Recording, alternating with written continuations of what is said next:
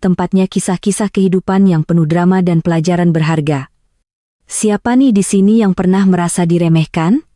Padahal aslinya kalian punya kartu as yang belum dikeluarkan? Hati-hati ya, jangan menilai buku dari sampulnya, apalagi menilai menantu dari penampilannya. Cerita kali ini dijamin bakal bikin kalian gregetan, emosi, tapi ujungnya puas banget. Bayangkan. Seorang mertua yang sombongnya minta ampun, menghina menantunya miskin dan menuduh macam-macam. Sekalinya ayah kandung si menantu datang, satu kampung langsung geger.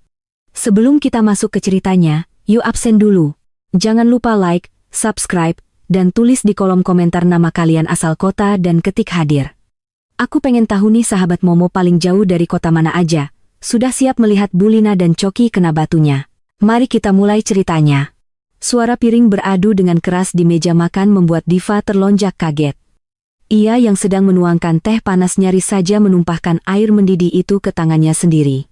Di hadapannya, Bu Lina berdiri dengan berkacak pinggang. Wajahnya merah pada menatap menu sarapan yang tersaji. Hanya ada telur dadar, tempe goreng, dan sambal terasi. "Ini apa, Diva?" bentak Bu Lina. Matanya melotot seolah ingin menelan menantunya hidup-hidup. Setiap hari makannya begini terus. Telur lagi, tempe lagi. Kamu mau membunuh ibu pelan-pelan dengan kolesterol dan kurang gizi? Hah? Diva menunduk meremas ujung daster pudar yang dipakainya. "Maaf Bu. Uang belanja dari Mas Coki cuma tersisa segitu." Diva sudah berusaha irit supaya cukup sampai akhir bulan. Alasan potong Bu Lina cepat. "Dasar kamu saja yang tidak becus mengatur uang atau jangan-jangan kamu korupsi uang belanja anakku ya? Kamu sisihkan buat beli bedak murahan kamu itu, kan?" Diva menggeleng cepat. Tuduhan itu menyakitkan. Apalagi ia tidak pernah sepeser pun mengambil hak yang bukan miliknya. Bahkan bedak pun ia jarang beli karena lebih memprioritaskan kebutuhan dapur Bu Lina. "Demi Allah, Bu, tidak sepeser pun Diva ambil. Mas Coki cuma kasih 50.000 sehari. Itu harus cukup buat makan kita bertiga, bayar listrik, dan air galon." Belum sempat Diva menyelesaikan kalimatnya, Coki keluar dari kamar sambil menguap lebar. Rambutnya masih acak-acakan. Tanpa mencuci muka, lelaki itu langsung duduk di kursi makan. Tidak peduli dengan ketegangan yang terjadi antara istri dan ibunya. Coki mengambil gelas kopi yang sudah disiapkan Diva tanpa mengucapkan terima kasih. "Ada apa sih Bu? Pagi-pagi kok sudah ribut? Coki masih ngantuk nih." "Semalam lembur main game," keluh Coki sambil menyomot tempe goreng yang baru saja dihina ibunya. Bu Lina langsung mengubah nada bicaranya menjadi sedikit manja, namun tetap sinis saat berbicara pada anaknya, kontras sekali dengan nada bentakannya pada Diva barusan. "Ini loh, Cok. Istrimu ini, masa kok ia cuma beginian terus? Ibu kan bosan. Lihat tubuh Darmi tetangga sebelah. Mantunya kerja di bank. Cantik, wangi. Tiap pagi sarapannya roti bakar, susu murni, daginglah kita. Tempe lagi. Tempe lagi. Malu ibu sama tetangga. Kalau bau masakan kita cuma bau terasi." Coki mengunyah makanannya dengan malas, lalu melirik Diva dengan tatapan menyalahkan. "Ya, kamu tuh yang kreatif dong, Div. Masak cuma telur aja nggak bisa diolah jadi steak atau apa gitu. Malu-maluin ibu aja bikin selera makan hilang." Diva menatap suaminya tak percaya, hatinya perih. "Mas, steak daging itu mahal. Uang yang Mas kasih tidak akan cukup. Duit lagi, duit lagi." Coki membanting sendoknya ke piring hingga berdenting nyaring, membuat Diva tersentak mundur. "Kamu tuh ya, tahunya cuma nuntut suami. Harusnya kamu bersyukur saya nikahi. Coba kalau enggak, kamu paling masih jadi perawan tua di kampung sana, nyangkul di sawah bapakmu yang cuma sepetak itu. Harusnya, kamu sadar diri. Kamu masuk rumah ini nggak bawa apa-apa, cuma baju di badan." Hati Diva mencelos. Sakit sekali, rasanya dihina sekejam itu oleh suami sendiri. Padahal Coki tidak tahu siapa sebenarnya bapak di kampung yang ia hina itu, sawah sepetak. Kalau saja Coki tahu bahwa Pak Lambang, ayah Diva, memiliki berhektar-hektar tanah di kawasan industri, puluhan ruko di pusat kota, dan saham di berbagai perusahaan bonafide, mungkin Coki akan bersujud gemetar di kakinya sekarang. Namun, Diva terikat janji. Sebelum menikah, ia menantang dirinya sendiri dan berjanji pada ayahnya untuk hidup mandiri, menyembunyikan identitasnya demi menemukan lelaki yang tulus mencintainya apa adanya, bukan karena harta ayahnya. Sayangnya semakin hari Diva semakin sadar ketulusan itu tidak ia temukan pada Coki maupun Bu Lina. Sudah Cok. Janganlah Deni istri tidak tahu di untung ini. Sela Bu Ina sambil mengibas-ngibaskan tangannya di depan wajah Diva seolah mengusir lalat. Sana kamu cuci baju. Cucian numpuk di belakang. Jangan pakai mesin cuci. Boros listrik. Sikat pakai tangan biar bersih. Dasar menantu benalu. Bisanya cuma numpang hidup, enggak bawa harta, enggak kerja, nyusahin pula. Diva menarik napas panjang, menahan butiran bening yang mendesak keluar dari pelupuk matanya. Ia tidak boleh menangis di depan mereka. Ia tidak akan memberikan kepuasan itu pada Bu Lina. Baik, Bu. Diva ke belakang dulu, ucapnya lirih. Diva berbalik badan, membawa piring kotor bekas makan Coki menuju sumur di belakang rumah. Samar-samar, ia masih mendengar percakapan suami dan ibu mertuanya dari ruang makan. Sabar ya, Bu. Nanti kalau Coki naik jabatan, kita cari pembantu. Biar ibu nggak stres lihat muka si Diva yang kusut itu, ujar Coki menenangkan ibunya. Halah, naik jabatan kapan? Mending kamu cari istri baru yang kaya Cok, biar hidup kita terjamin. Ibu dengar ada janda kaya baru pindahan di komplek elit depan sana. Kalau kamu bisa dapat yang model begitu, ibu nggak perlu makan tempe lagi. Hasut Bu Lina dengan suara yang sengaja tidak dipelankan. Diva menutup pintu belakang perlahan. Ia menyalakan keran air, membiarkan suara gemericik air menyamarkan isak tangisnya yang akhirnya pecah. Ia menatap pantulan wajahnya di ember air. Wajah yang lelah, namun sorot matanya perlahan berubah tajam. Kesabaran ada batasnya dan batas itu semakin dekat. Silakan hina aku sepuas kalian hari ini, bisik Diva pada dirinya sendiri sambil mengepalkan tangan hingga buku-bukunya memutih. Tapi ingat, roda kehidupan itu berputar dan ketika giliranku tiba, kalian tidak akan punya tempat untuk bersembunyi. Pagi itu, suasana di tukang sayur keliling yang mangkal di ujung gang terdengar lebih riuh dari biasanya. Bu Lina, yang tadinya hanya berniat membeli kangkung seikat, telinganya langsung berdiri tegak saat mendengar Bu RT sedang berbisik-bisik heboh dengan ibu-ibu lainnya. Topik pagi ini bukan tentang harga cabai yang naik, melainkan tentang penghuni baru di rumah gedongan bercat putih di perbatasan kampung mereka dengan kompleks elit. Jeng, sudah tahu belum?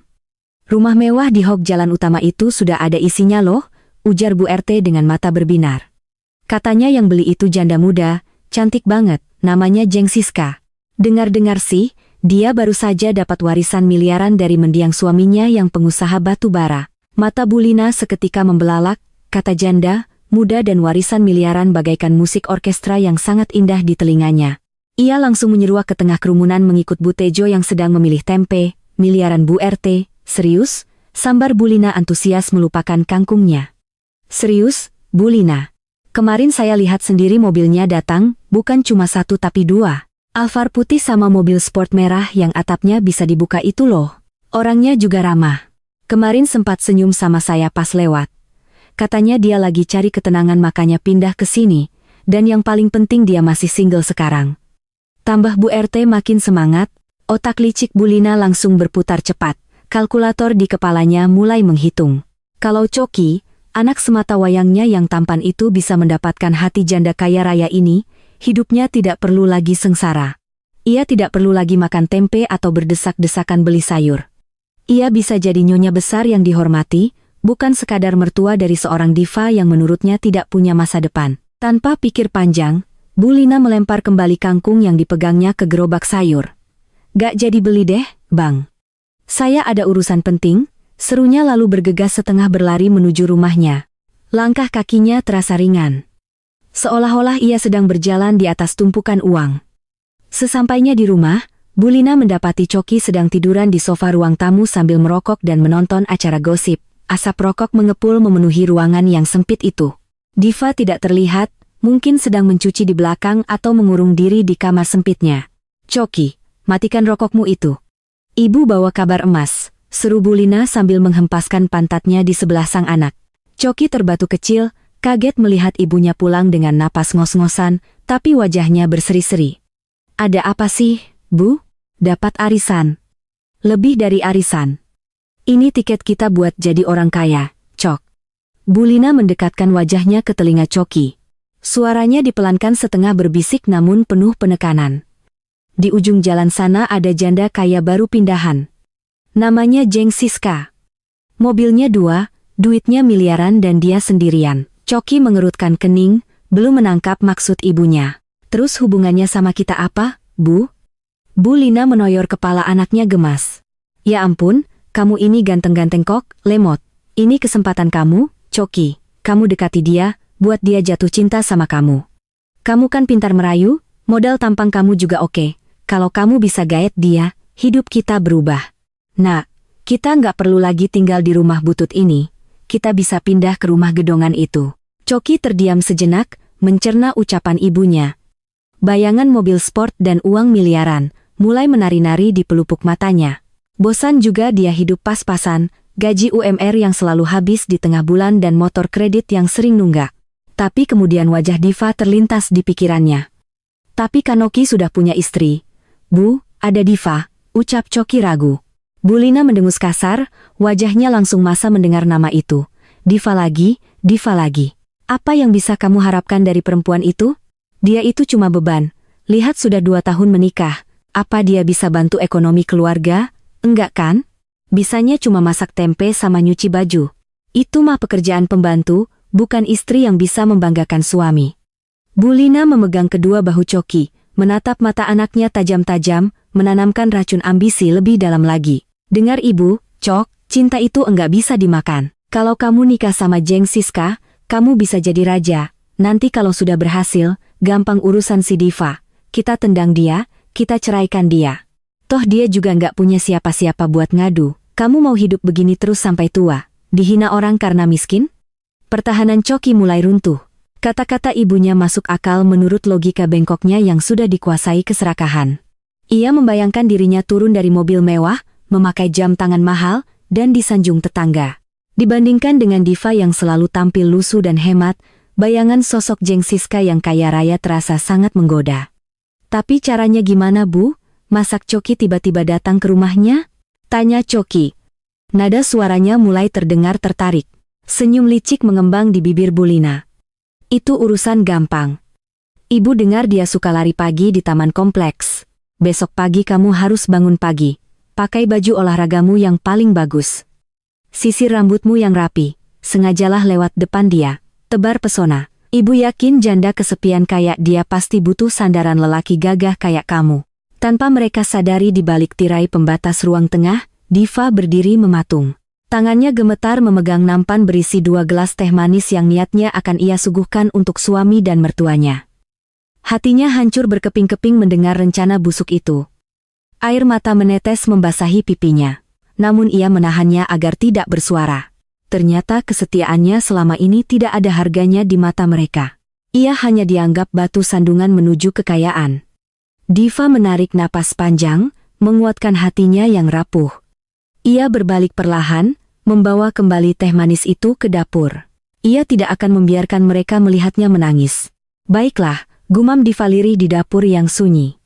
Kalau itu mau kalian, silakan kejar mimpi semu itu. Aku akan menonton dari sini. Seberapa jauh kalian akan berlari sebelum jatuh tersungkur? Di ruang tamu, kesepakatan jahat antara ibu dan anak itu telah terjalin. Choki mengangguk mantap. Matanya kini berkilat penuh ambisi, sama seperti ibunya. Rencana untuk menyingkirkan Diva dan merebut hati sang janda kaya pun dimulai hari itu juga. Ingat pesan Ibu Chok, jangan kelihatan norak. Tegapkan badanmu. Pasang senyum paling manis. Jangan sampai kelihatan kalau kamu lagi butuh uang. Bu Lina sibuk merapikan kerah kemeja Choki yang sedikit kusut. Tangannya cekatan menyemprotkan parfum yang baru dibelinya di pasar malam ke sekujur tubuh Choki. Baunya menyengat, campuran aroma bunga yang terlalu kuat. Namun bagi mereka berdua ini adalah wangi kesuksesan. Choki mematut diri di cermin retak di ruang tamu. Kemeja terbaiknya yang sebenarnya kemeja lama namun disetrika licin oleh Diva pagi buta tadi melekat pas di badannya. Ia merasa gagah, merasa layak bersanding dengan wanita kelas atas. Jauh berbeda dengan keadaannya saat bersama Diva yang menurutnya membosankan dan tidak bergairah. Tenang saja, Bu. Choki sudah riset. Jam segini biasanya orang kaya belanja kebutuhan mingguan. Ibu bilang dia sering ke supermarket Grand di jalan besar itu kan? Tanya Choki sambil menyisir rambutnya ke belakang dengan gaya klimis. Berusaha meniru gaya para eksekutif muda di sinetron. Betul. Informasi Bu RT valid. Dia pasti ada di sana. Sana berangkat. Jangan pulang sebelum dapat nomor WhatsApp-nya. Ingat, masa depan kita ada di tanganmu nak. Dorong Bu Lina penuh semangat sambil menepuk punggung anaknya, seolah melepas prajurit ke medan perang. Sesampainya di supermarket yang dimaksud, Choki tidak langsung masuk. Ia menunggu di area parkir. Matanya menyapu setiap mobil mewah yang masuk dengan tatapan lapar. Jantungnya berdegup kencang saat sebuah sedan hitam mengkilap berhenti tepat di dekat lobi. Seorang wanita turun dengan anggun, kacamata hitam besar bertengger di wajahnya. Gaun merah marun selutut membalut tubuhnya dan di tangannya tertenteng tas yang terlihat sangat mahal dengan logo emas mencolok. Itu pasti dia, Jeng. Siska. Target operasi mereka hari ini. Choki menarik napas dalam, mengumpulkan segenap keberanian dan pesonanya, lalu mengikuti wanita itu masuk ke dalam supermarket. Pendingin ruangan menyapa kulitnya, namun keringat dingin mulai membasahi telapak tangannya. Ia berpura-pura memilih buah-buahan di rak yang berseberangan. Padahal matanya terus mengawasi gerak-gerik targetnya layaknya elang mengintai mangsa. Saat melihat Siska terlihat kesulitan mengambil kotak susu almond impor di rek paling atas, Choki tahu ini saatnya beraksi. Dengan langkah tegap yang dibuat-buat, Choki menghampiri. "Biar saya bantu, Mbak," ucapnya dengan suara diberat-beratkan agar terdengar maskulin dan berwibawa. Ia dengan mudah meraih kotak susu itu dan menyerahkannya sambil menyunggingkan senyum andalannya. Siska menoleh, menurunkan sedikit kacamata hitamnya. Matanya menatap Choki dari ujung kaki hingga ujung kepala. Choki menahan napas, takut penampilannya dinilai kurang level. Namun, senyum manis merekah di bibir merah Siska, seolah terpesona. "Aduh, terima kasih banyak ya, Mas. Susah kalau belanja sendirian, nggak ada yang bantuin." "Maklum, biasanya ada sopir, tapi hari ini dia izin sakit," ucap Siska dengan nada manja yang dibuat-buat. Suaranya terdengar renyah dan sangat mahal di telinga Choki. "Sama-sama. Kebetulan saya juga lagi belanja bulanan. Kasihan wanita secantik Mbak harus kesusahan begini." Suaminya enggak nemenin. Pancing Choki menjalankan skenario ibunya dengan mulus. Wajah Siska berubah sendu seketika. Akting yang sempurna. Saya sudah sendiri Mas. Suami saya baru meninggal tahun lalu karena kecelakaan. Jadi ya begini, harus mandiri urus semuanya sendiri.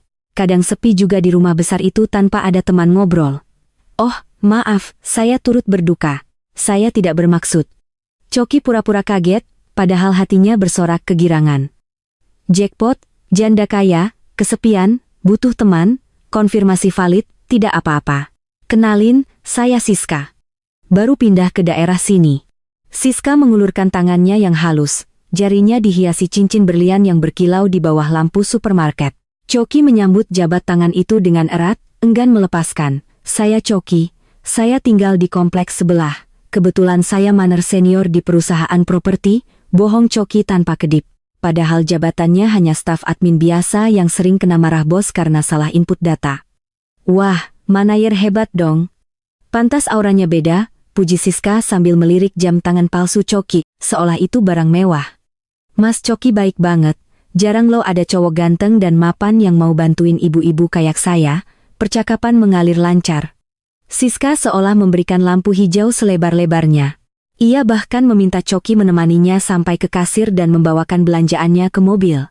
Di parkiran, Siska menekan kunci remote dan bagasi mobil sedan itu terbuka.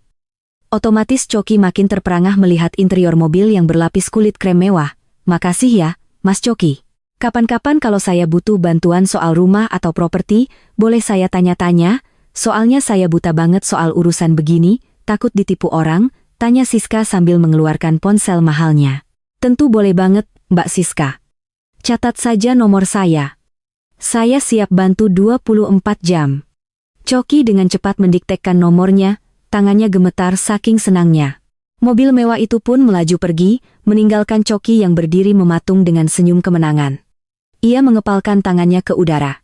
"Yes, kena kau hidup enak di depan mata." Sore harinya, Choki pulang ke rumah dengan langkah seperti seorang jenderal yang baru memenangkan perang besar. Ia membanting pintu depan dengan semangat membuat Diva yang sedang mengepel lantai terkejut. "Bu, Ibu," teriak Choki lantang. Bu Lina tergopoh-gopoh keluar dari kamar, wajahnya penuh harap. "Gimana Chok, ketemu, berhasil?" Choki mengangguk mantap sambil membusungkan dada, melempar kunci motornya ke meja. "Beres, Bu. Nomor HP sudah di tangan. Orangnya cantik banget." "Bu, wangi, kulitnya mulus, mobilnya mewah, cincinnya berlian segede jagung. Dia bahkan minta Choki jadi konsultan pribadinya. Katanya Choki kelihatan berwibawa dan mapan. Bu Lina memeki girang, langsung memeluk anaknya erat-erat. Alhamdulillah, doa ibu terkabul. Sebentar lagi kita bakal jadi orang kaya, Cok. Kita bakal tinggal di rumah gedongan itu. Mereka berdua tertawa lepas, merayakan kemenangan semu mempedulikan Diva yang masih berjongkok memegang kain pel di sudut ruangan. Diva hanya menatap nanar pemandangan di depannya. Suaminya baru saja pulang dengan wajah berseri-seri setelah menggoda wanita lain, dan ibu mertuanya justru mendukung penuh perselingkuhan itu.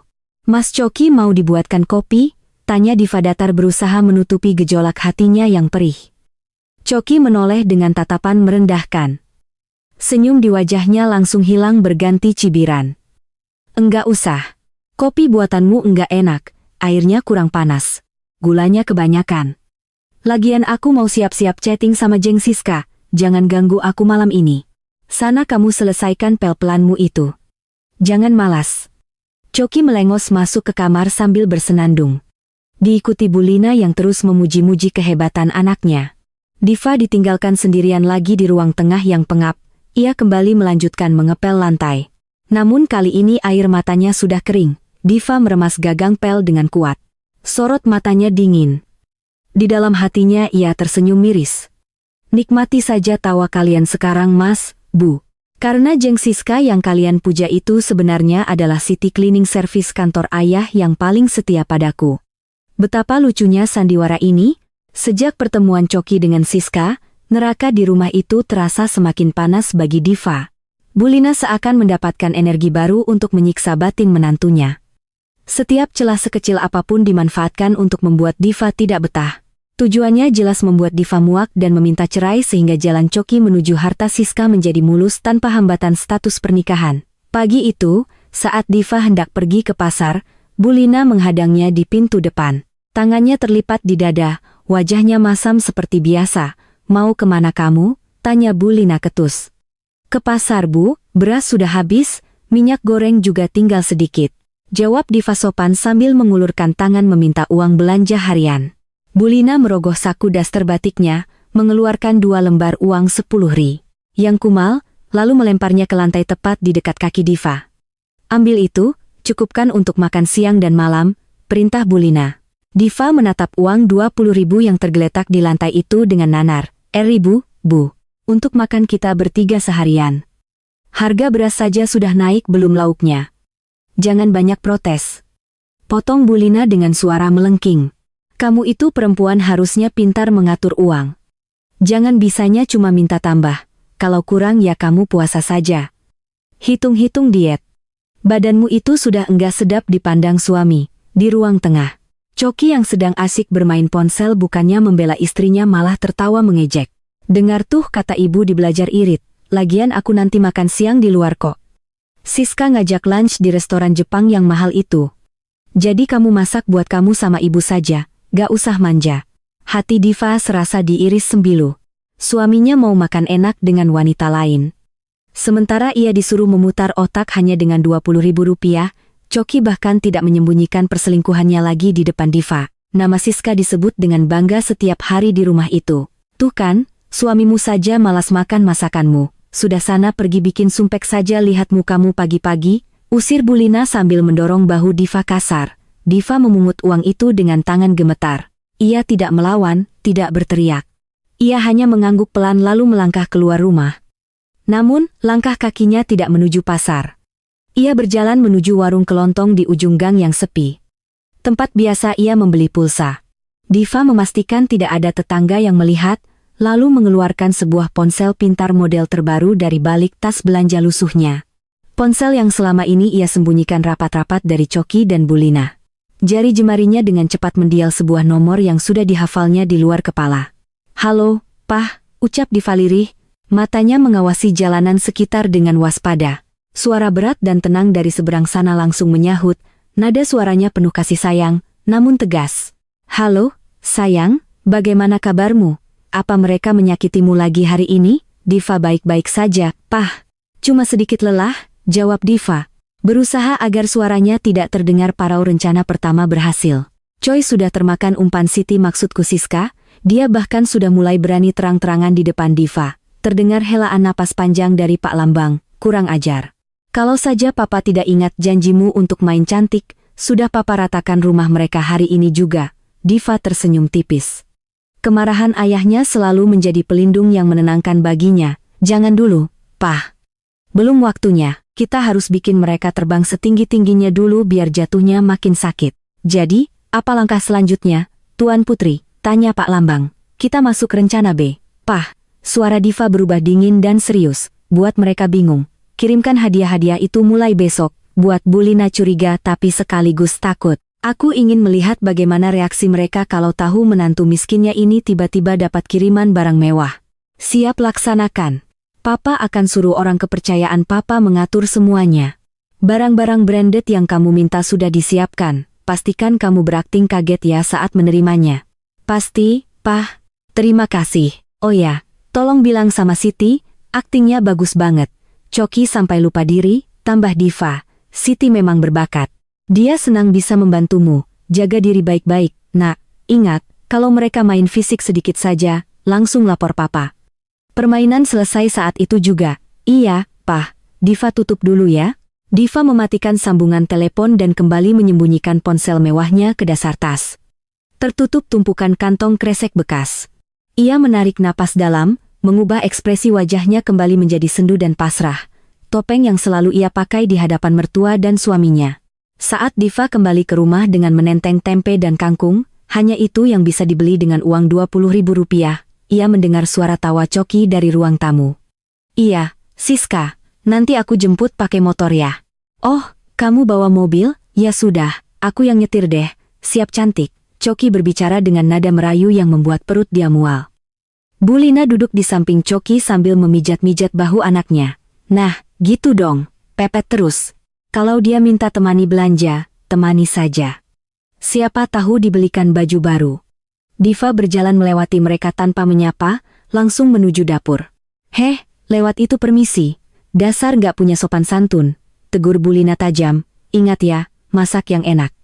Awas kalau asin atau gosong, ibu tumpahkan ke kepalamu. Baik, Bu. Sahut Diva singkat.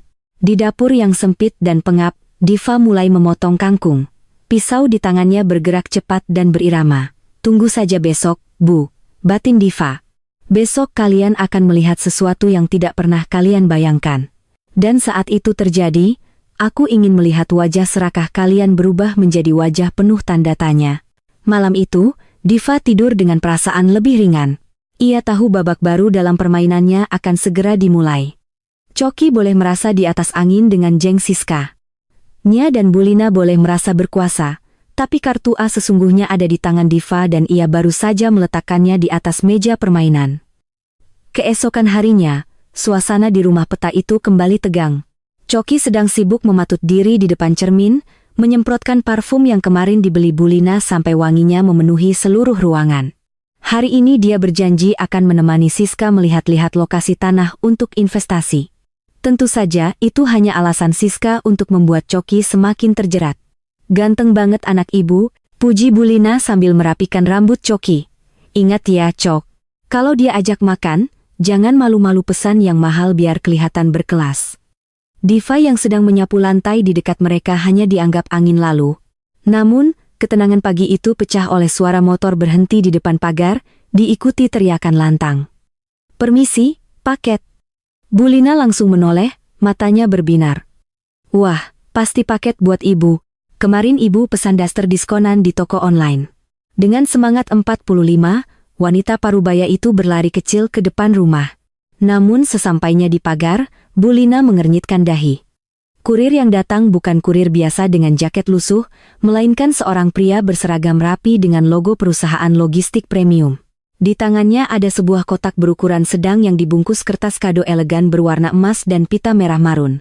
Atas nama Ibu Diva, ucap kurir itu sopan sambil menyodorkan mesin tanda terima digital. Hah, Diva? Bu Lina melongo. Salah alamat kali mas, di sini enggak ada yang mampu beli barang beginian. Mungkin buat tetangga sebelah. Alamatnya benar di sini, Bu, penerimanya Ibu Diva Amalia. Mohon dipanggilkan orangnya, tegas kurir itu. Diva yang mendengar namanya disebut berjalan keluar dengan tenang, masih memegang sapu. Itu buat saya, Mas. Ucapnya datar. Bulina menatap menantunya dengan tatapan curiga bercampur kaget. Setelah Diva menandatangani resi dan kurir itu pergi, Bulina langsung menyambar kotak itu dari tangan Diva dengan kasar. Aides, jangan pegang-pegang dulu, ibu mau lihat isinya? Ru Bulina galah. Tanpa permisi, ia merobek bungkus kado mahal itu dengan paksa. Matanya terbelalak saat melihat isinya. Sebuah kotak bludru berisi satu set skin merek internasional yang harganya jutaan rupiah lengkap dengan sebuah scarf sutra yang halus. Choki yang mendengar keributan ikut keluar. Matanya membulat melihat barang-barang mewah itu tergeletak di tangan ibunya. Wih, gila. Ini kan merek mahal, Bu. Teman kantorku yang gajinya 2 digit aja mikir 2 kali buat beli ini. Dari mana kamu dapat uang, Div? Bulina menatap Diva tajam. Napasnya memburu menahan amarah dan iri hati. Jawab jujur. Kamu nyolong uang belanja ya? Pantas kemarin kamu bilang uang habis, ternyata kamu kumpulkan buat beli barang gaya-gayaan begini. Diva menghela napas panjang, menatap kedua orang di hadapannya dengan tatapan yang sulit diartikan. Bu, tolong pakai logika. Uang belanja dari Mas Choki cuma 50.000 sehari. Dipakai makan saja pas-pasan. Kapan Diva bisa nabung jutaan buat beli itu? Lagi pula, itu kiriman dari teman lama Diva. Teman lama? Teman lama yang mana? Bentak Choki. Nada suaranya meninggi. Rasa cemburu buta yang ironis mengingat dia sendiri berselingkuh mulai membakar hatinya. Jangan-jangan kamu punya simpanannya. Kamu jual diri di belakangku. Tuduhan itu begitu kejam. Tapi Diva sudah kebal. Mas, jaga ucapanmu. Itu hadiah ulang tahun dari teman sekolahku dulu yang sekarang sukses di luar negeri. Dia baru ingat alamatku dan kirim hadiah. Bohong. Potong Bulina. Mana ada teman sebaik itu? Pasti ini, dari laki-laki hidung belangkan. Dasar perempuan gak tahu diri, di rumah sok alim, ternyata di luar. Bulina tidak melanjutkan kalimatnya, tapi tatapannya penuh jijik. Tangan Bulina bergerak hendak melempar skin mahal itu ke jalanan. Tapi tiba-tiba ia berhenti. Otak matrainya bekerja, sayang kalau barang mahal dibuang. Lebih baik, sini barang ini. Ibu Sita. Bulina mendekap kota itu erat-erat. Kamu enggak pantas pakai barang samewah ini, muka kamu itu muka pasar, enggak akan ngefake pakai krim jutaan. Ini biar ibu yang pakai, atau nanti ibu jual lagi, buat tambah uang belanja yang katanya kurang itu. Diva mengepalkan tangannya di samping tubuh, namun ia menahan diri untuk tidak merebutnya kembali. Itu memang bagian dari rencananya, biarkan mereka merasa menang dengan barang-barang itu. Terserah ibu, jawab Diva dingin. Ambil saja kalau ibu mau, saya masih ada kerjaan di belakang. Diva berbalik badan dan masuk ke dalam rumah. Di balik punggungnya, Choki dan Bulina masih sibuk membolak-balik barang mewah itu. Cok, lihat nih. Asli lo ini kalau dijual di grup arisan bisa laku mahal. Bisik Bulina, kemarahannya tentang perselingkuhan. Diva mendadak lenyap digantikan keserakahan. Iya Bu. Lumayan. Tapi Choki curiga. Bu, siapa teman Diva yang sekaya ini? Jangan-jangan dia bohong soal latar belakang keluarganya, gumam Choki. Sedikit keraguan muncul di benaknya. Halah, paling teman TKW yang dapat majikan kaya, tepis Bulina meremehkan. Mana mungkin Diva punya koneksi orang kaya beneran, bapaknya saja petani kampung. Sudah, jangan dipikirin. Yang penting barangnya sekarang milik kita. Choki mengangguk lalu melirik jam tangannya. Ya sudah, Bu, Choki berangkat dulu, Siska sudah nunggu. Hati-hati, sayang. Pepet terus si Siska. Sementara itu, di dalam kamarnya yang sempit, Diva tersenyum tipis melihat notifikasi di ponsel rahasianya. Pesan dari ayahnya masuk. Gimana kejutannya? Papa sengaja kirim skincare itu. Papa tahu mertuamu pasti akan merebutnya. Tapi tenang, di dalam tutup botol krim itu sudah Papa pasang pelacak GPS mikro.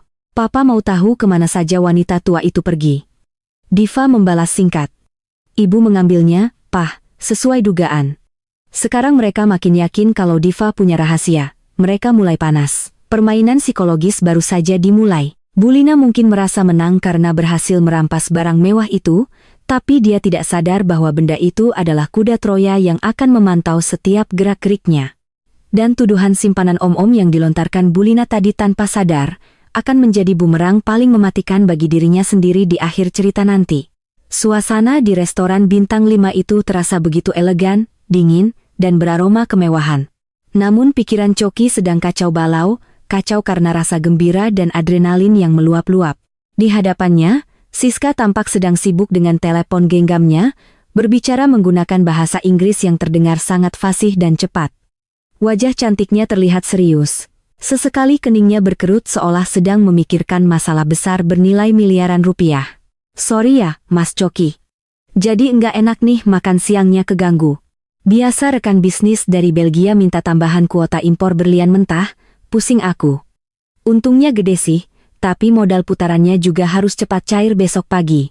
Keluiska sambil meletakkan ponselnya di meja dengan sedikit kasar. Sengaja membiarkan layar ponselnya menyala menampilkan deretan angka-angka grafik yang rumit. Mata Choki membulat sempurna. Berlian. Untungnya gede banget emang, sis. Tanyanya antusias melupakan steak mahal di piringnya yang mulai dingin. Siska tersenyum tipis, mencondongkan tubuhnya ke depan, membuat Choki menahan napas mencium aroma parfum mahal yang menguar. Gede banget, Mas.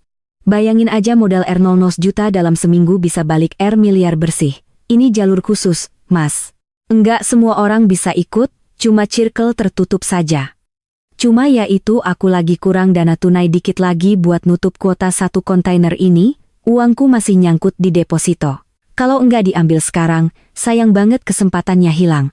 Otak Choki langsung berhitung cepat bagai kalkulator rusak. R miliar seminggu. Gajinya sebulan saja tidak sampai R5 juta. Itu pun habis untuk cicilan motor dan gaya hidup ibunya. Keserakahan mulai mengambil alih akal sehatnya sepenuhnya. Kurang berapa emangnya? Sis. Siapa tahu aku bisa bantu. Tawar Choki ragu-ragu mencoba terlihat seperti pahlawan yang mapan di depan wanita pujaannya. Siska menatap Choki dengan tatapan berbinar yang dibuat-buat. Seolah Choki adalah dewa penolong. Mas Choki mau bantu? Serius? Ah, tapi aku enggak enak. Ini butuh R juta lagi, Mas. Apa? Mas Choki ada uang cash segitu sekarang? Kalau ada aku masukin nama Mas sebagai investor prioritas. Minggu depan uang Mas aku balikin jadi R 1000 juta. Dijamin 100% aman. R juta angka yang fantastis bagi Choki. Tapi bayangan uang 400 juta minggu depan membuatnya gelap mata. Ia membayangkan wajah bangga ibunya dan wajah iri tetangganya. Tenang saja. Buat kamu apa sih yang enggak? Besok aku bawakan uangnya. Janji Chokieka tanpa berpikir panjang dari mana uang itu berasal. Pulang dari restoran, Choki langsung mengadakan rapat darurat dengan Bulina di ruang tamu yang sempit, wajahnya tegang namun penuh ambisi. Ia menceritakan peluang emas yang ditawarkan Siska dengan berapi-api. Reaksi Bulina sungguh di luar dugaan.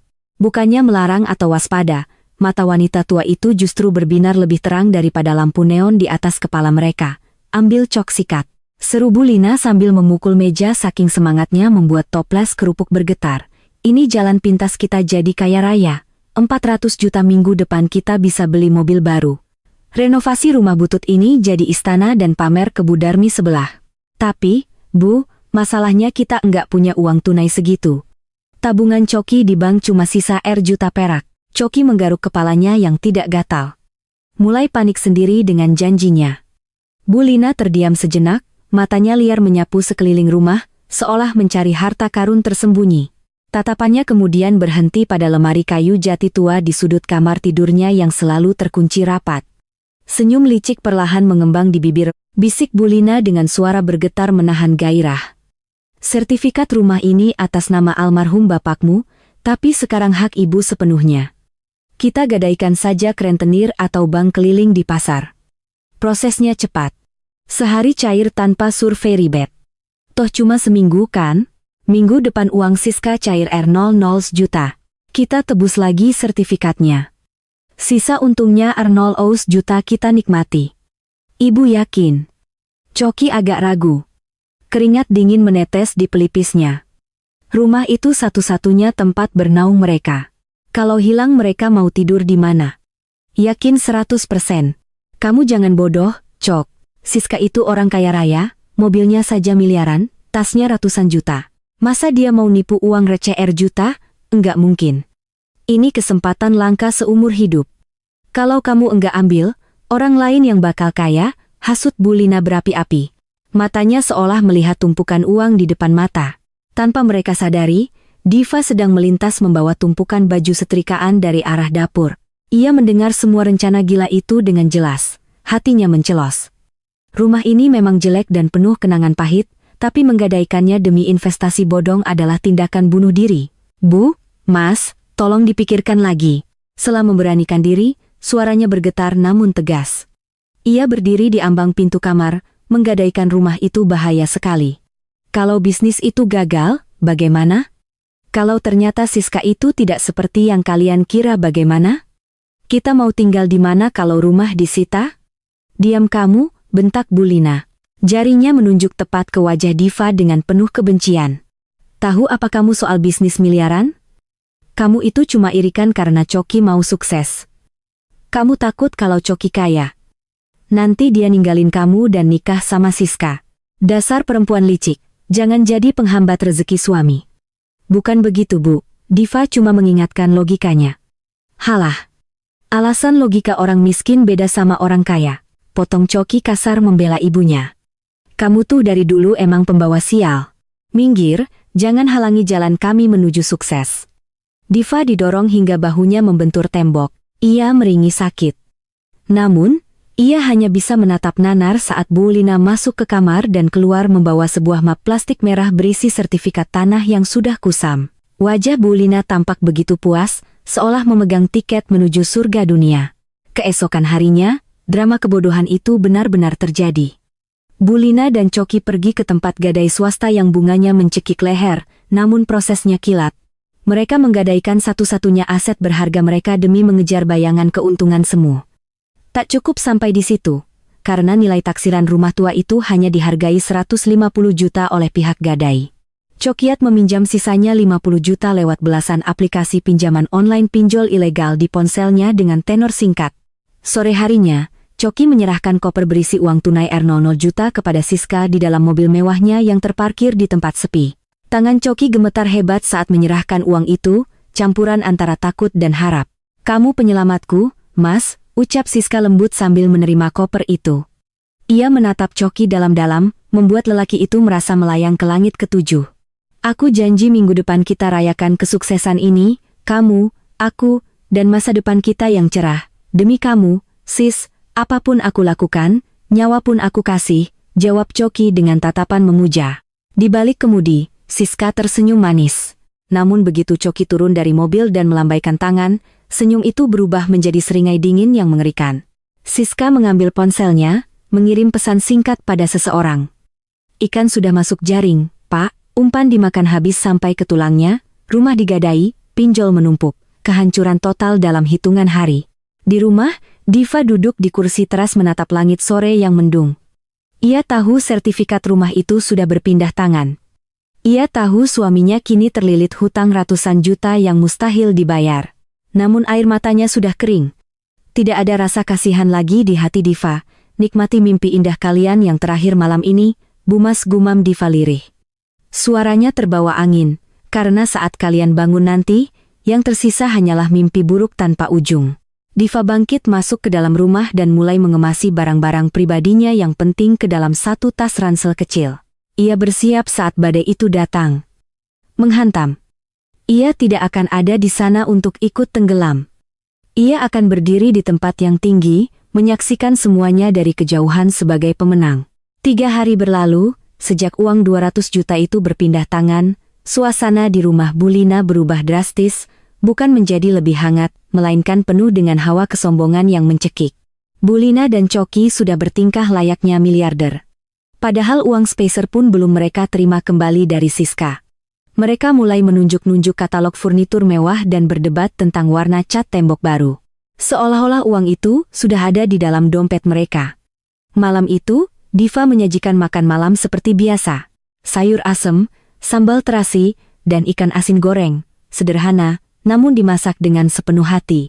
Namun, baru saja piring diletakkan di meja makan, Bulina langsung menepisnya dengan kasar hingga jatuh berantakan ke lantai. Perang. Piring pecah berkeping-keping. Kuah sayur membasahi lantai ubin yang retak. Makanan sampah. Teriak Bulina. Matanya melotot.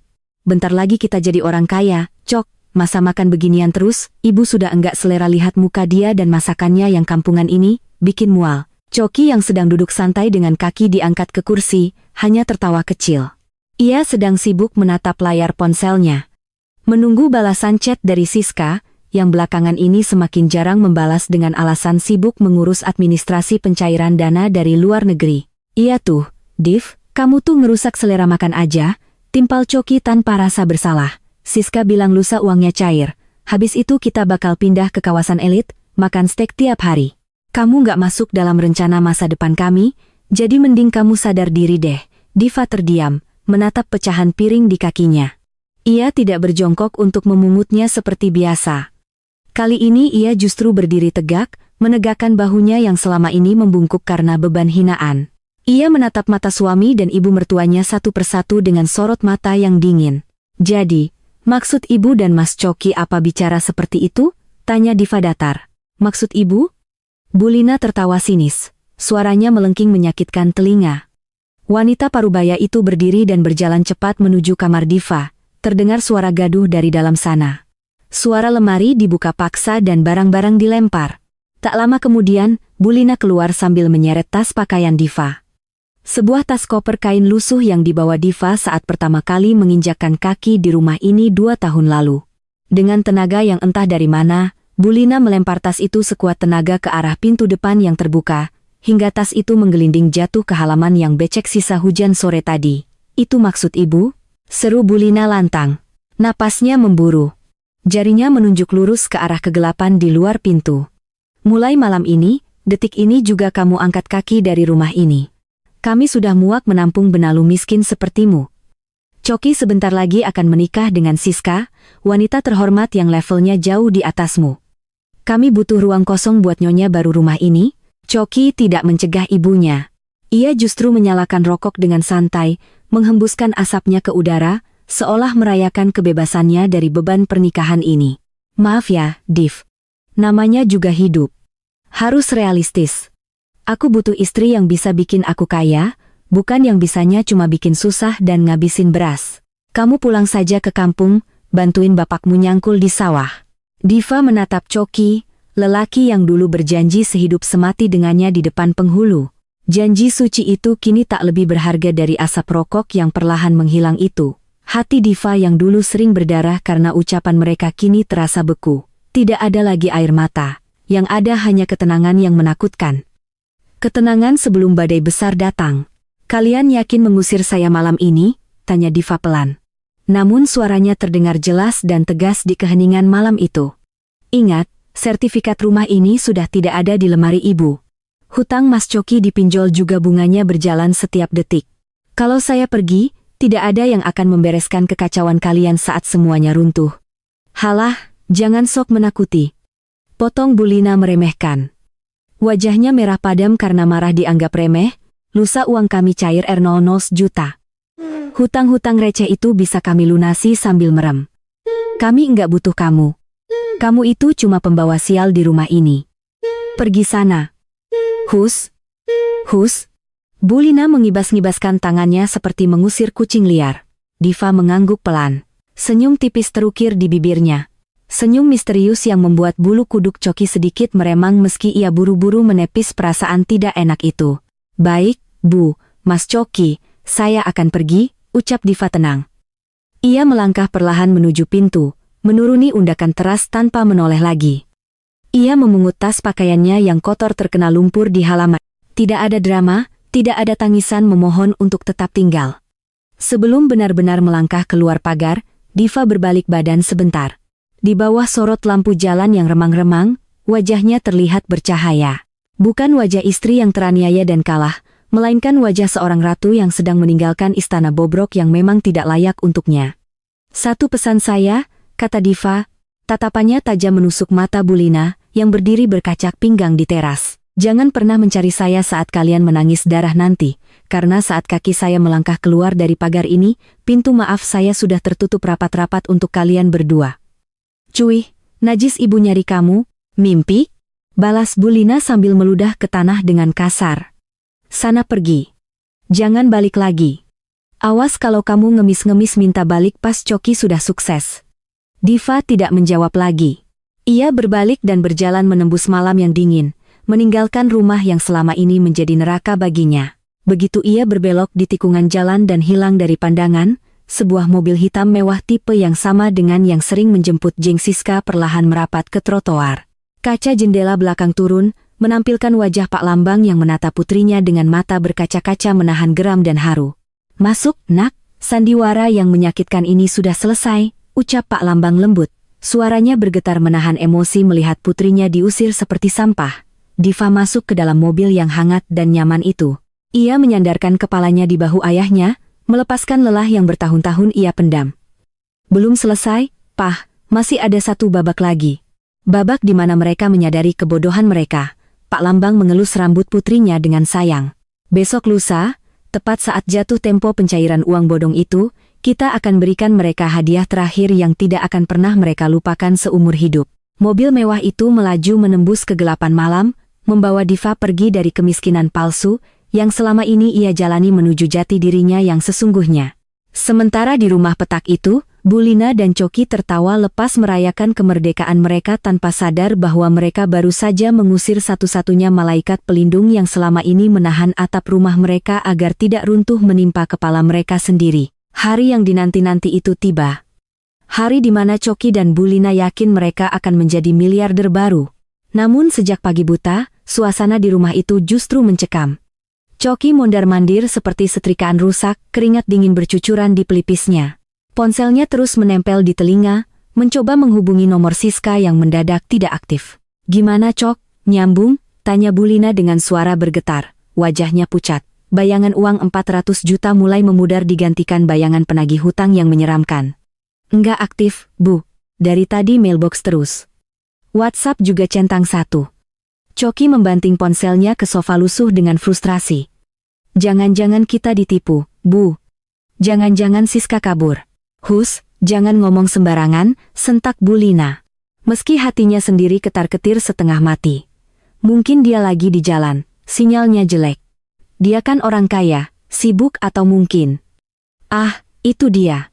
Dengar suara mobil itu terdengar duo mesin halus namun bertenaga dari arah jalan depan. Bukan suara motor kreditan atau mobil tua tetangga, melainkan suara mesin mobil kelas atas yang berwibawa. Bulina dan Coki langsung berlarian ke teras. Harapan mereka kembali melambung tinggi, pasti itu Siska. Siska datang membawa koper berisi uang tunai seperti janjinya, namun saat mereka sampai di pagar dengan napas terengah, mata mereka terbelalak kaget. Bukan mobil sport merah milik Siska yang berhenti di sana, melainkan sebuah sedan limusin hitam super mewah yang panjangnya hampir menutupi seluruh lebar jalan kampung yang sempit itu. Logo bersayap di kap mesinnya berkilau ditimpa matahari pagi, menyilaukan mata siapapun yang memandang. Mobil itu begitu mengkilap dan bersih, kontras sekali dengan lingkungan kumuh di sekitarnya. Para tetangga mulai bermunculan keluar rumah, berbisik-bisik kagum sekaligus penasaran. Bu Darmi, Pak RT, dan ibu-ibu gosip lainnya merapat. Ingin tahu tamu agung siapa yang datang ke gubuk Bulina pagi-pagi begini. Itu mobil siapa, Bu?" tanya Coki gagap. Nyalinya mendadak ciut melihat kemewahan di depan matanya. Pintu penumpang belakang perlahan terbuka otomatis. Seorang sopir berseragam rapi turun dan membukakan pintu dengan sikap sangat hormat, seolah sedang melayani seorang ratu.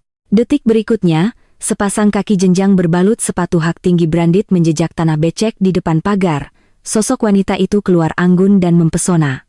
Ia mengenakan gaun terusan elegan berwarna navy yang membalut tubuh rampingnya. Rambutnya yang dulu selalu dikuncir asal-asalan kini tergerai indah bak model iklan sampo dan kacamata hitam besar menutupi sebagian wajah cantiknya. Bulina menyipitkan mata. Ia merasa kenal dengan postur tubuh itu. Saat wanita itu membuka kacamata hitamnya dengan gerakan slow motion, jantung Bulina seakan berhenti berdetak. Itu Diva. Tapi bukan Diva sih menantu kumal yang biasa memakai dus terbolong dan bau bumbu dapur. Ini adalah Diva yang bersinar, berkelas dan memancarkan aura kekayaan yang menyilaukan. Kulitnya glowing terawat. Di lehernya melingkar kalung berlian yang kilaunya seakan mengejek kemiskinan Bulina. Coki terengang lebar. Rahangnya nyaris jatuh ke tanah. "Diva itu kamu?" bukannya menjawab. Diva hanya menatap mereka dengan senyum tipis yang merendahkan, lalu berbalik sebentar ke arah dalam mobil. Seolah berbicara manja dengan seseorang yang masih duduk di dalamnya, darah Bulina mendidih seketika hingga ke ubun-ubun. Otak piciknya langsung menyusun kesimpulan sendiri, dari mana menantu miskin yang baru diusir 2 hari lalu bisa kembali dengan penampilan seglamor ini? Jawabannya hanya satu di kepala kotor Bulina. Pelacuran. Rasa malu karena ditipu harapan Siska yang tak kunjung datang. Ditambah rasa iri yang membakar melihat Diva yang tiba-tiba sukses meledak menjadi amarah yang tak terkendali. Bulina lupa kalau dia sedang ditonton tetangga. Ia maju menerjang pagar.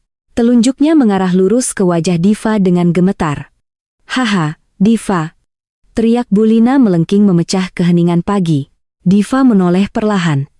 Alisnya terangkat sebelah dengan angkuh. "Ya, Bu, ada apa?" teriak-teriak, malu dilihat tetangga.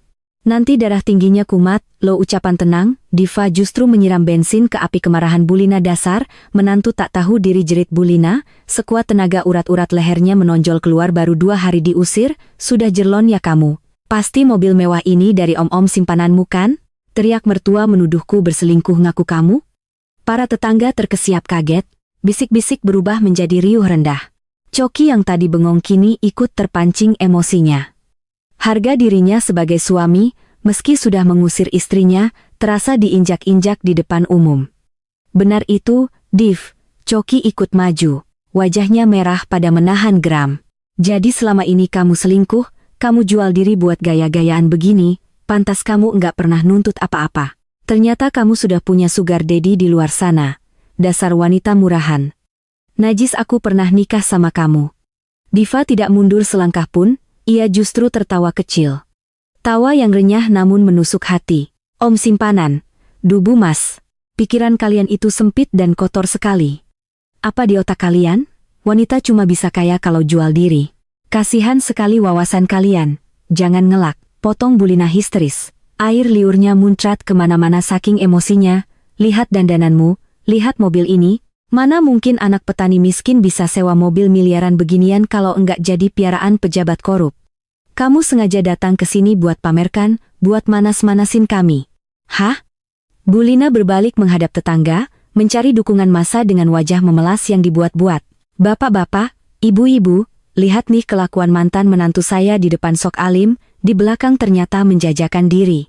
Jangan sampai kampung kita kena azab gara-gara perempuan kotor ini masuk lagi ke sini. Usir dia."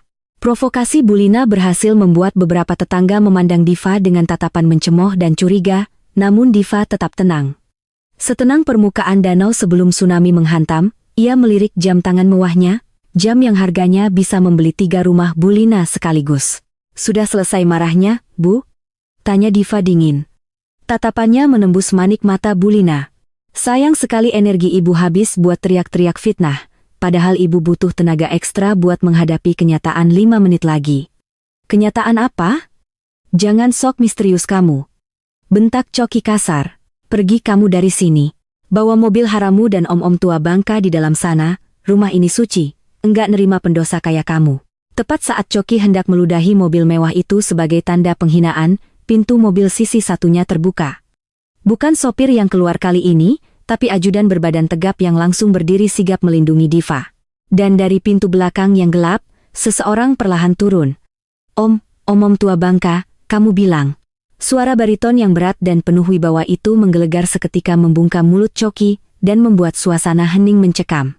Sosok pria parubaya dengan setelan jas abu-abu mahal, rambut memutih yang disisir rapi, dan aura kekuasaan yang kental berdiri tegak di samping Diva. Tatapan matanya tajam setajam sembilu, menatap lurus ke arah Coki dan Bulina yang mendadak gemetar lututnya. Itu bukan sembarang om. Wajah itu sering muncul di majalah bisnis dan berita televisi sebagai salah satu konglomerat terbesar di negeri ini. Dan yang membuat Bulina nyaris pingsan di tempat adalah saat pria itu merangkul bahu Diva dengan sangat protektif dan berkata lantang di depan semua orang. "Perkenalkan, saya Lambang, ayah kandung Diva, dan saya tidak terima putri kesayangan saya dituduh murahan oleh gembel-gembel penipu seperti kalian." Suara Pak Lambang bagaikan petir di siang bolong yang menyambar tepat di jantung Bulina dan Coki. Mulut Bulina yang tadinya lancar memuntahkan sumpah serapah kini terkunci rapat mengangal lebar tanpa suara.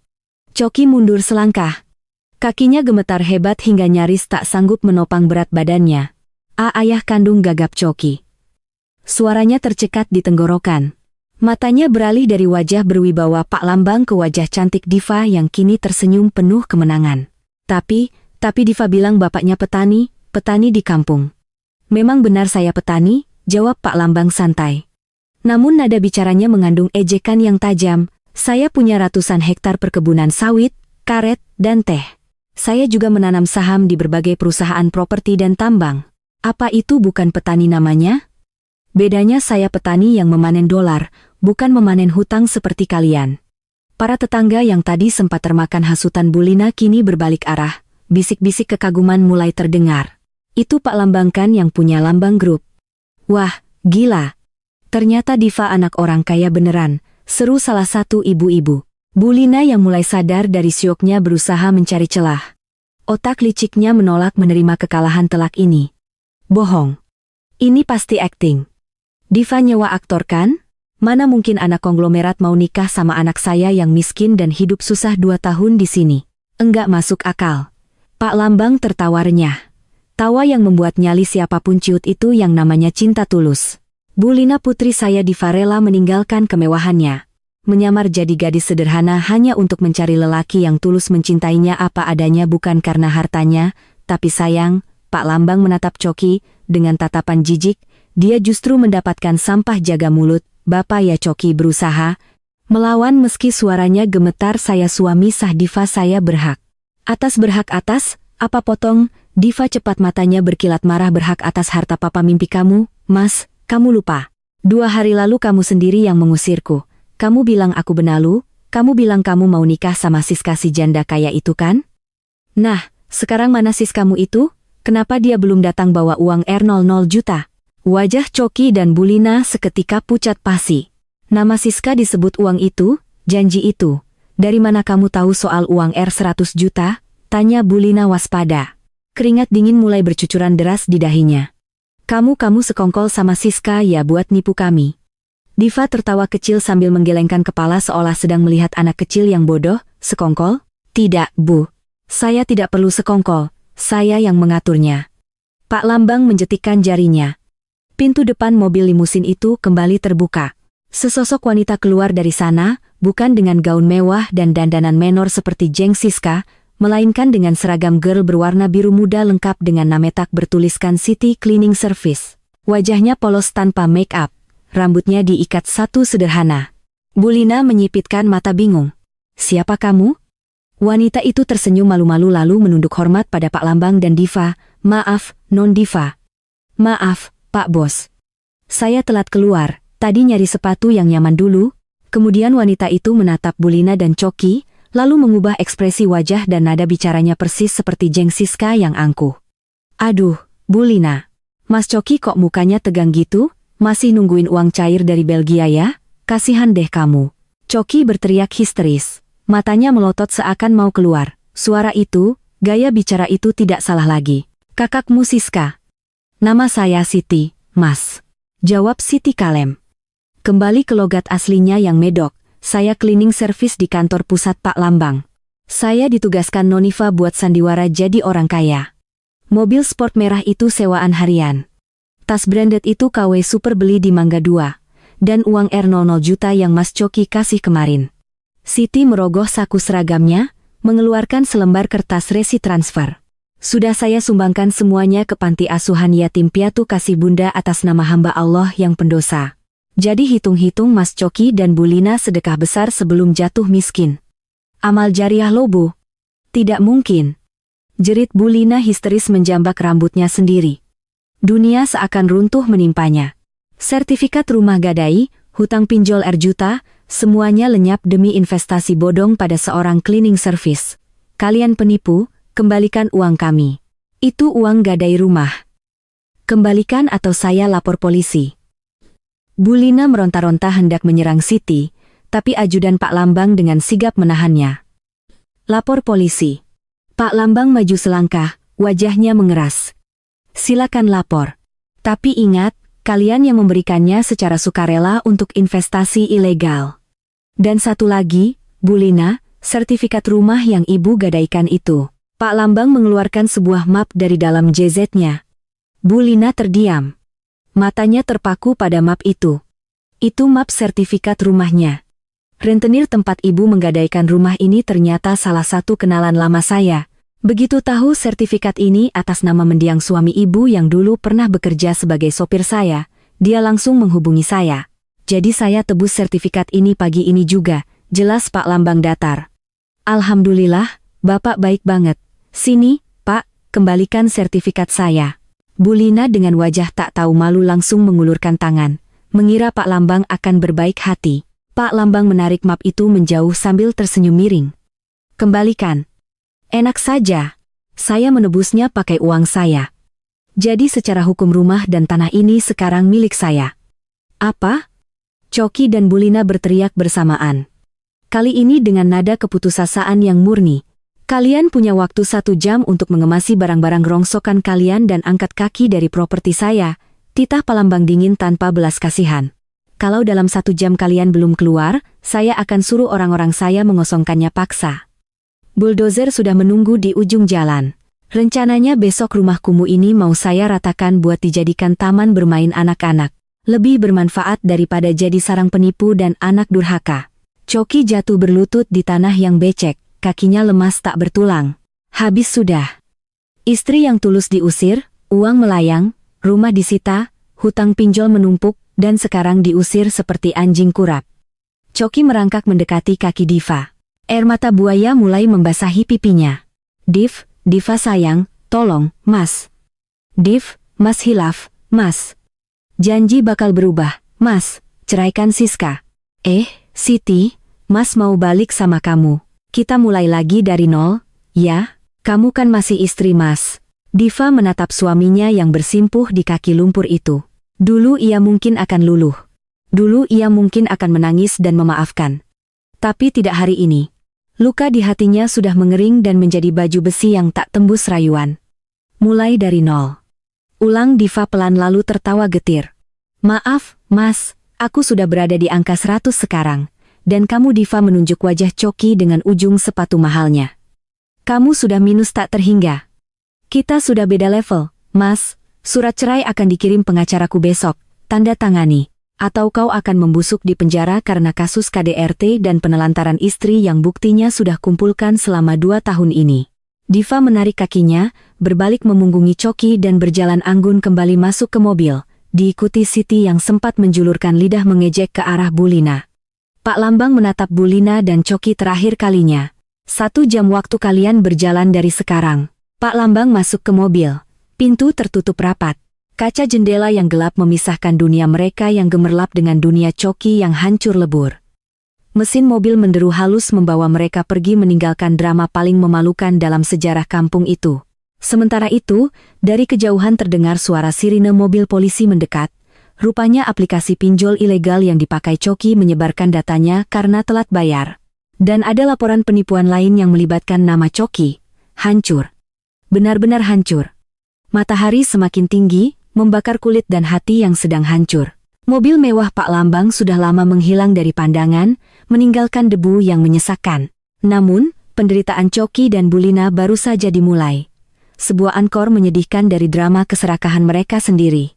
Bu Lina masih terduduk lemas di tanah. Tatapannya kosong menatap gerbang rumah yang kini bukan lagi miliknya.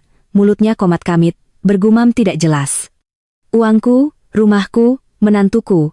Sementara Coki yang baru saja bangkit dengan sisa-sisa tenaga dikagetkan oleh suara drum motor yang berhenti kasar di depan rumah. Bukan polisi, ternyata itu lebih buruk. 6 orang pria berbadan kekar dengan wajah garang turun dari motor. Mereka memakai jaket kulit dan membawa map yang Coki kenal.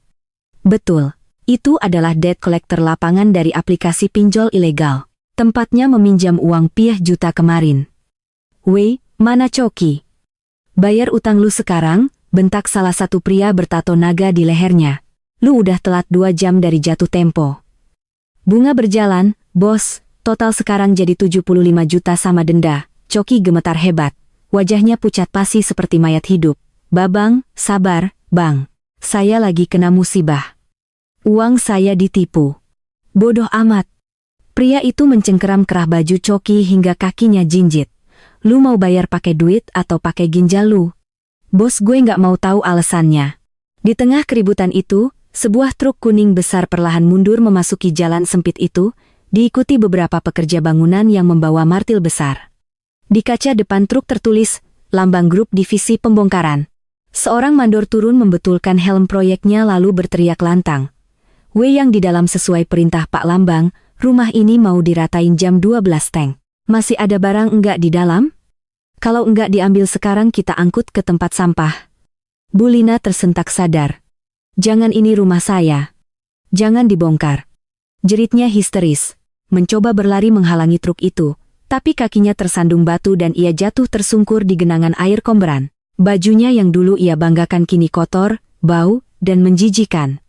Persis seperti nasibnya, para tetangga yang menonton tidak ada satupun yang iba, mereka justru menonton dengan wajah puas seolah sedang menyaksikan azab nyata yang sering tayang di televisi. "Rasain tuh. Makanya jangan sombong," celetuk Bu Darmi. "Kualat sama menantu baik sih," timpal yang lain. Coki yang sedang dipukuli oleh penagih hutang berteriak minta tolong pada ibunya. Tapi Bu Lina sendiri sibuk meraung-raung meratapi rumahnya. Akhirnya polisi yang tadi sirinya terdengar benar-benar datang. Mereka datang bukan untuk menolong Coki dari debt collector, melainkan menangkap Coki atas laporan penipuan lain yang ternyata pernah dilakukannya di kantor lama. Memalsukan data pengeluaran kantor demi gaya hidup. "Saudara Coki, Anda kami tahan," ucap polisi itu sambil memborgol tangan Coki yang sudah babak belur. "Bu, Ibu tolong Coki, Bu," teriak Coki saat diseret masuk ke mobil polisi. Bu Lina hanya bisa menatap nanar anak semata wayangnya dibawa pergi. Rumahnya akan diratakan, hartanya habis, harga dirinya hancur. Ia sendirian, benar-benar sendirian di dunia yang tiba-tiba terasa sangat kejam ini. Sementara itu, di sebuah restoran rooftop eksklusif di pusat kota, suasana jauh berbeda. Diva duduk santai sambil menikmati segelas jus jeruk dingin.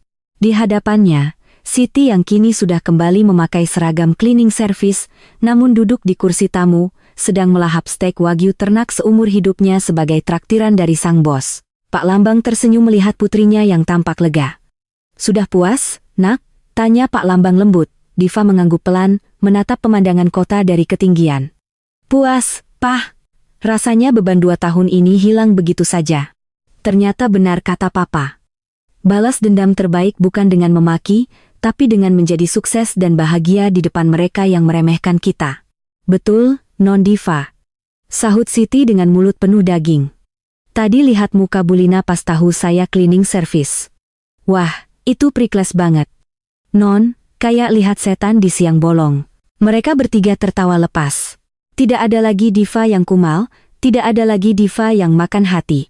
Yang ada hanya Diva Amalia, pewaris tunggal Lambang Group yang kini siap memimpin perusahaan dan hidup dengan kepala tegak. Diva mengeluarkan ponselnya, memblokir nomor Coki dan Bu Lina untuk selamanya. Ia kemudian membuka galeri foto, menatap foto pernikahannya yang menyedihkan, lalu menekan tombol delete. "Selamat tinggal masa lalu," bisik Diva. "Terima kasih sudah mengajarkanku. Mana emas, mana loyang. Sekarang waktunya aku bersinar." Diva menyeruput jusnya, merasakan manisnya kebebasan yang hakiki. Di bawah sana, di kampung yang jauh itu, puing-puing rumah Bu Lina mulai runtuh dihantam alat berat, mengubur semua kesombongan dan kejahatan yang pernah terjadi di dalamnya. Tama, pesan moral singkat. Jangan menilai orang dari penampilan. Kemewahan luar bisa menipu, dan kesederhanaan bisa menyimpan kekuatan besar. Hormati siapapun karena kita tidak tahu siapa mereka sebenarnya. Keserakahan membawa kehancuran, keinginan untuk kaya secara instan tanpa usaha seperti Buina dan Coki hanya akan menjerumuskan pada kerugian dan kehinaan. Kesabaran ada batasnya. Jangan pernah menginjak-injak harga diri orang yang sabar, karena saat mereka bangkit melawan, kehancuran bagi penindasnya akan sangat fatal. Karma itu nyata. Perbuatan jahat sekecil apapun, pasti akan berbalik kepada pelakunya di waktu yang paling tidak terduga.